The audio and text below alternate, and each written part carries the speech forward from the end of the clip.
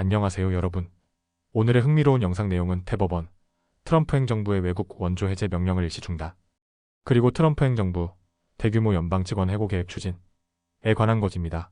우선 좋아요 버튼을 누르고 채널 구독 및 알림 설정 또 잊지 마세요. 여러분의 관심과 지지가 저희에게 큰 힘이 됩니다.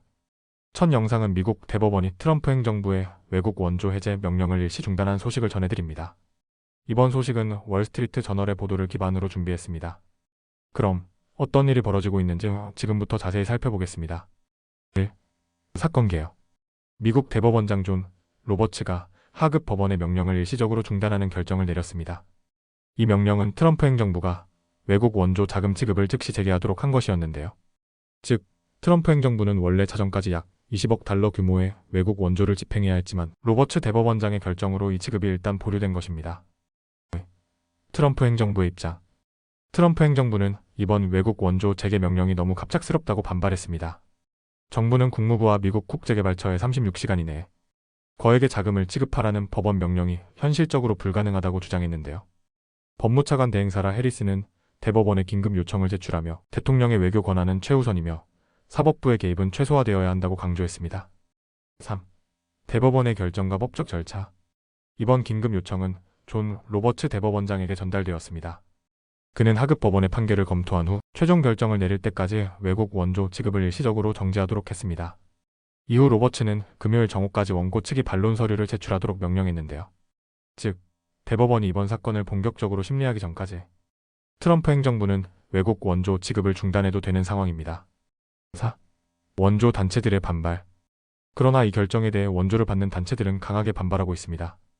USAID 계약업체와 비영리 단체들은 자금이 지급되지 않으면 일부 단체는 이번 주 안에 운영을 중단할 수도 있다고 주장했는데요. 퍼블릭 시터전 리터게이션 그룹의 변호사 앨리슨 지부는 정부가 생명을 살리는 인도적 지원을 막으려 한다는 점이 충격적이라고 비판했습니다. 또한 원고 측 변호사는 트럼프 행정부는 법원의 명령을 무시하고 시간을 끌다가 결국 긴급 항소를 제기했다며 정부를 강하게 비판했습니다. 5. 트럼프 행정부의 정책 방향. 트럼프 전 대통령은 취임 이후 USAID 해체를 목표로 외국 원조 예산을 줄이려는 정책을 추진해왔습니다.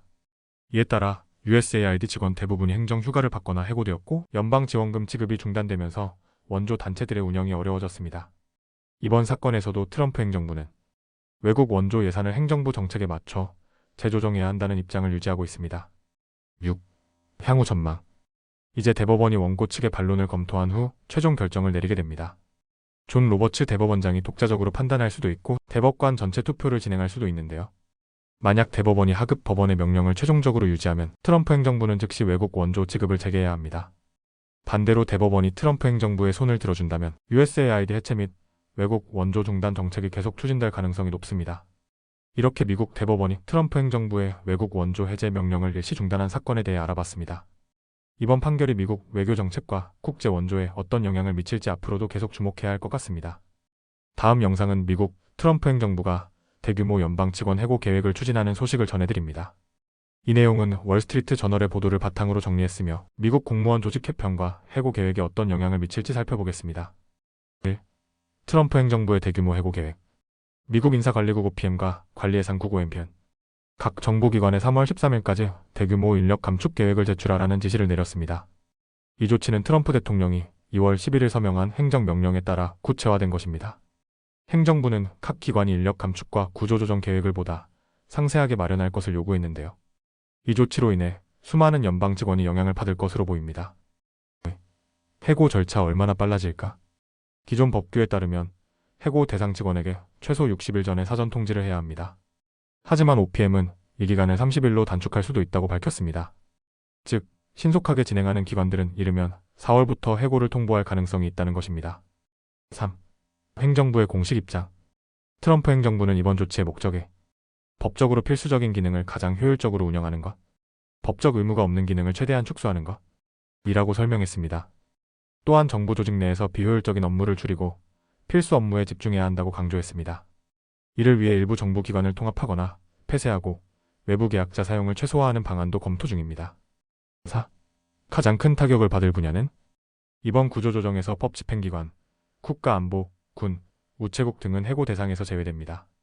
그러나 일반 행정직, 사회보장 관련 부서, 환경보호기관 등은 대규모 감축이 예상되는데요. 특히 해고 대상 직원 선정 시 재항군인 여부, 과거 업무 실적 등을 기준으로 삼을 것으로 보입니다. 연방 공무원 노조의 반발. 이번 대규모 해고 계획에 대해 미국 최대 연방 공무원 노조 AFS는 강하게 반발하고 있습니다. 수십만 명의 공무원이 해고되면 공공서비스의 질이 급격히 악화될 것이다. 병원 대기 시간이 길어지고 항공안전이 위협받으며 사회보장 서비스도 차질을 빚을 것이다. 결국 해고된 직원들의 업무를 민간 계약업체가 맡게 되면서 납세자는 더 높은 비용을 부담할 수밖에 없다. 즉, 연방 직원 감축이 단순한 비용 절감이 아니라 국민들이 받는 공공서비스의 질 저하로 이어질 것이라는 우려입니다. 6. 향후 전망 무엇이 예상되나? 트럼프 행정부는 각 기관이 4월 14일까지 해고 계획을 확정하고 단계적으로 실행할 것을 요구하고 있습니다. 이에 따라 일부 기관에서는 4월부터 해고 통지가 시작될 가능성이 있습니다. 또한 정부 개편이 국민들에게 미치는 영향을 줄이기 위해 각 기관들은 구조조정이 서비스 개선으로 이어지는 방안을 마련하라는 지시도 받았습니다. 하지만 실제로 서비스 품질이 개선될지는 불투명한 상황입니다. 이처럼 트럼프 행정부가 추진하는 연방 직원 대규모 해고 계획에 대해 알아봤습니다.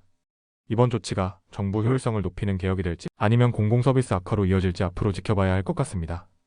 오늘은 여기까지입니다. 다음 영상에서 더 유익하고 흥미로운 내용으로 찾아뵙겠습니다. 이 영상은 투자 의견이 아닙니다. 매우 감사합니다.